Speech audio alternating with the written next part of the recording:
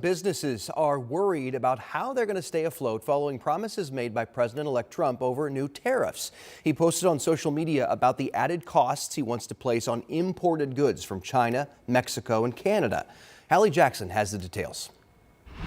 The day after the election, Deer Stag's owner Rick Muscat called his shoe factory in China to stockpile whatever they could send before Inauguration Day and before long-promised Trump tariffs kick in.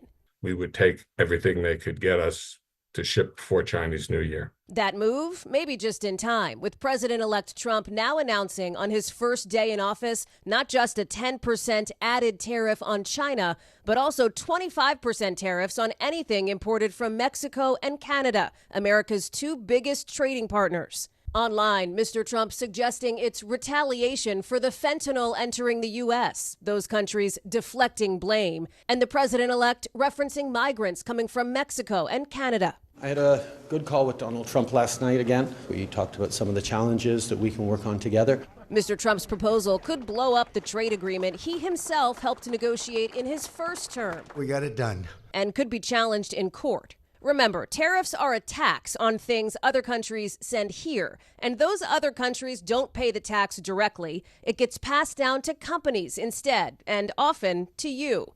The U.S. relies on both Canada and Mexico for cars and car parts, from Chevy pickups to Chrysler minivans. So the auto industry now bracing for a blow, including in states like Michigan, which Mr. Trump won.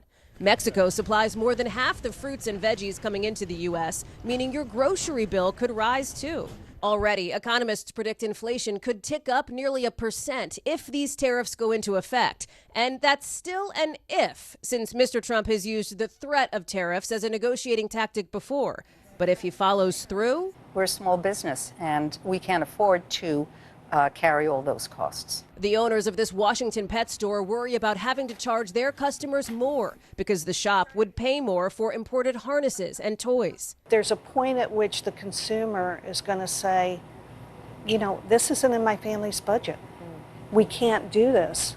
Today, one Chinese official warns no one will win a trade war, and the Mexican president's previewing possible retaliatory tariffs if President-elect Trump does make good on his threat.